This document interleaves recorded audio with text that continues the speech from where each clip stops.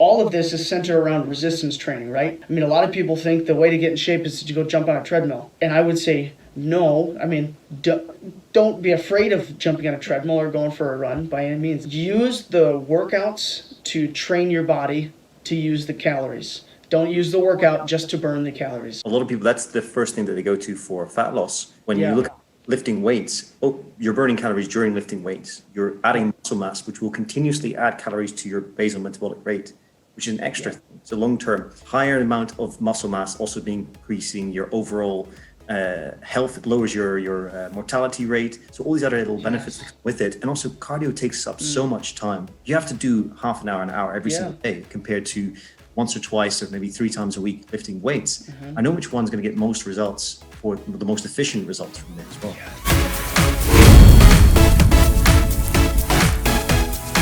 Welcome to Dad Bod Fitness. If you and I are just meeting, my name is David, and I help crazy busy moms and dads to be able to build a physique. If you want to maximize your muscle growth, you really want to strip the body fat and then transform your life even while leading your family, consider subscribing. Our final installment is here with Justin Van Vliet. If you haven't seen the first 2 videos, I would highly recommend checking those out. So we've done sleep, nutrition, working out. This is a big thing. And there's more misinformation about, I think it rivals nutrition as well, what's out there, but from how people should be moving. I used to work at Men's Health magazine, and the workouts that they used to put out, again, there's a lot of good information in there as well, but a lot of them, they would work for a beginner. For anybody who's trained past a couple of months, it's not the most efficient way. They don't explain anything about form. They don't understand that you can actually fit a lot of exercise into a very short period of time as well, with little rest, not a lot of recovery, these kind of things, but still have a very good results. So how is it that you fit your workout schedule in around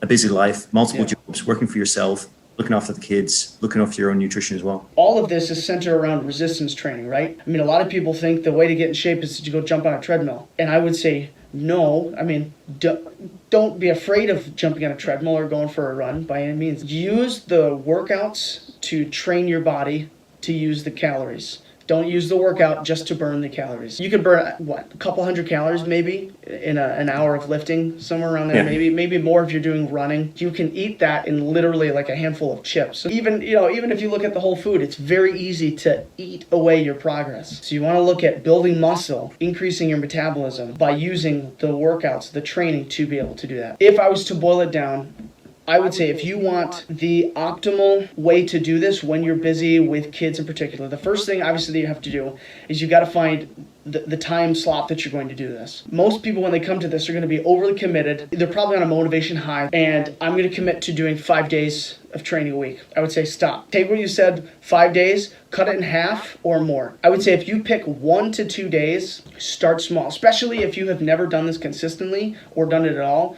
No matter what you do, you're going to see results. But even if you are closer to an intermediate level, when you're not getting enough sleep, working out and training 1 to 2 days, 1 to 3 days even, that's going to give you so much recovery time because you want your body to adapt. You don't want it to just have to recover. Pick your time, find that time during the day. For me, it's in the morning because it's my quiet time. Kids are still asleep. This is why I would say also once you pick your time slot, I would advocate working out from home. So I've built up enough equipment. It's taken time, but even if you had 30 or 40 bucks, went and got resistance bands, just a quick resistance band kit, that will get you very far. Even, eventually you'll probably max it out. Finding your time slot, training from home, and because I do it from home, I can just bring my son in, he can just kind of play around. But that's why it's optimal to have that full body training where I'm hitting every body part so I can hit it multiple times a week, and I can do that, usually somewhere within 45 minutes to an hour-ish. You can do it less than that, and I would probably recommend, at this point I'm 4 years into lifting and actually tracking my training. So I try to, slowly increase my volume, but for someone starting, even 30 to 40 minutes is going to be amazing. If you're enjoying this video, would you tap the like button? It would mean the world to me, and it would help get this video out to those that need it. Also, hit the subscribe button and make sure to tap the notification bell so that you don't miss any of the upcoming videos. On the cardio thing, a lot of people, that's the first thing that they go to for fat loss. When you look at lifting weights, you're burning calories during lifting weights. You're adding muscle mass, which will continuously add calories to your basal metabolic rate, which is an extra thing. So long-term, higher amount of muscle mass also being increasing your overall health. It lowers your mortality rate. So all these other little benefits with it. And also cardio takes up so much time. You have to do half an hour every single day compared to once or twice or maybe 3 times a week lifting weights, I know which one's going to get most results for the most efficient results from there as well. Yeah. It's a huge amount of benefits from there. And most people are stressed out, and steady state cardio has been shown to slowly raise. I think this is the same with lifting weights, but it drops off much faster. It raises cortisol, it raises the stress hormone. Right. So if day in, day out, you are doing steady state exercise, you're adding a lot more stress into your body and your life that you're just not able to cope with, especially if you're not sleeping well. Yeah, it's that flight or fight response. You're literally, you're in flight. You're running, exactly. Or you're. But also, when you're lifting weights, I'm doing German volume training at the moment. So that's 10 sets of 10 reps, and you superset that with an antagonist, agonist part of the body. And about halfway through, I'm breathing heavy, and I'm only barely covering in the 90 seconds of rep. So your rate is going up. You are doing cardio.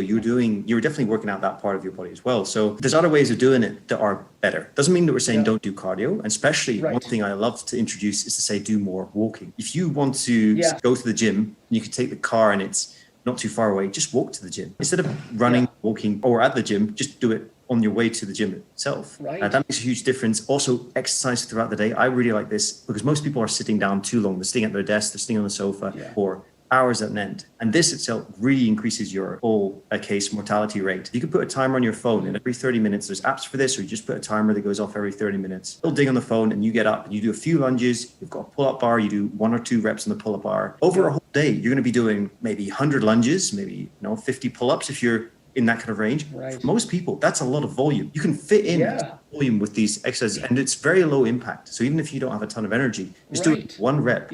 Every time you go through a door, every time it's 30-minute timer goes off. And you get so much practice because now you're doing very little many times throughout the day. You're getting practice with the movement so that, come the time for your actual workout, then you're that much more efficient at using the muscles, and therefore you can grow muscle even more effectively. And if I could jump back too, because I'm so glad you brought up the supersets, the whole point about, endurance and cardiovascular demands are within resistance training, which is why I still, no matter what people are doing, I still say prioritize your resistance training over anything else. I'm glad you brought up the supersets, because that's how I've been. Sometimes I can't work out long enough to get all the volume in that I want. So if I can do a superset and I have to rest 1 to 3 minutes in between a set, I'm going to dramatically increase the cardiovascular demands, but I'm also going to get that much more volume in. And obviously there's a balance in there too. I go through phases where I do less supersets and then sometimes where I do more supersets.